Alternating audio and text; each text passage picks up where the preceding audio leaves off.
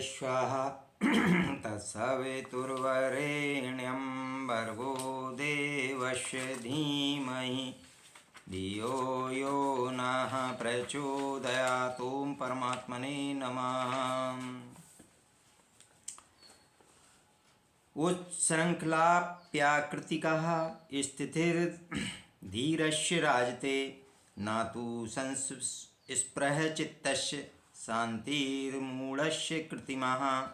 उच्च श्रृंखला चंचलता अपि भी आकृति का स्वाभाविक सहज रूप से स्थिति धीरस्य धीर पुरुष की राजते शोभित होती है। न नहीं तू परंतु संस्पृश चित्तस्य आसक्ति मुक्त वाले की शांति ही शांति, मूढ़स्य अविवेकी का कृत्रिमा बनावटी असहज। ज्ञानी पुरुष की सहज चंचलता भी शोभा में वृद्धि करने वाली होती है, जबकि विषयों में आसक्त अविवेकी पुरुष के द्वारा ओढ़ी गई शांति भी उसे शोभायमान नहीं कर पाती।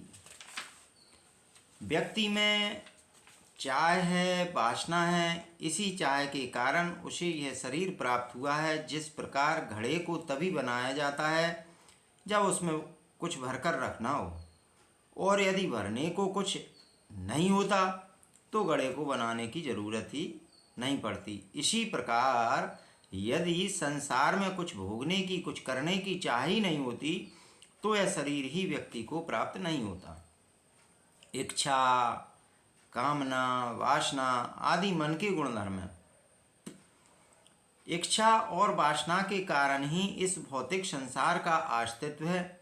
इसी के द्वारा मनुष्य संपूर्ण रचनात्मक तथा विनाशात्मक कार्य करता है। जगत की जैसी भी अवस्था है वह इच्छा के कारण ही है, इसलिए इच्छा ही जगत है। इसके बिना कुछ भी नहीं मिल सकता है। इच्छा की उपस्थिति में मनुष्य को शांति नहीं प्राप्त हो सकती। जहाँ चाह होती है वहीं राह है, छीना झपटी होती है, लूट खसोट होती है, लड़ाई झगड़ा होता है, और सारे रचनात्मक कार्य भी इच्छा के कारण ही होते हैं। परंतु यदि आध्यात्मिक उपलब्धि चाहिए तो मनुष्य का इच्छा रहित होना अनिवार्य होता है, अन्यथा वह नहीं प्राप्त हो सकती। इच्छा की उपस्थिति में शांति प्राप्त करने की आशा करना मृग मारीचिका के सदृश है, जो कभी भी नहीं मिल सकती। अगर कोई स्पृहा संपन्न मनुष्य यह कहता है कि मैं शांत चित्त वाला हूँ, मुझे शांति की अनुभूति हो गई है, तो वह मात्र एक नाटक होता है। वह शांति बनावटी होती है। वह शांति का ढोंग कर रहा होता है। आधा घंटा ध्यान कर लिया, 10 माला गायत्री की जप ली, किसी आश्रम में 1 घंटा बैठ गए और कहने लगे कि मुझे बहुत शांति है, तो यह शांति नहीं, धोखा है, ढोंग है। वे शांत दिखलाई पड़ते हुए भी अशांत रहते हैं। उनकी शांति बाहरी होती है, जो एक पल में भी विलीन हो सकती है। इस प्रकार की शांति अज्ञानता की होती है, जो क्षणभंगुर होती है, कृत्रिम होती है। इसके विपरीत ज्ञानी स्पृहा मुक्त हो जाने से सच्ची शांति को प्राप्त होता है, क्योंकि अशांति का कारण इच्छा थी। जब वही नष्ट हो गई तब शांति तो प्राप्त हो ही जाएगी। इसलिए वही परम शांत है, उसकी शांति ही स्वाभाविक होती है। यदि ऐसा ज्ञानी व्याकुलता भी दिखलाता है तो भी उसकी शोभा बढ़ती है, क्योंकि उसमें कोई विकार नहीं होता है।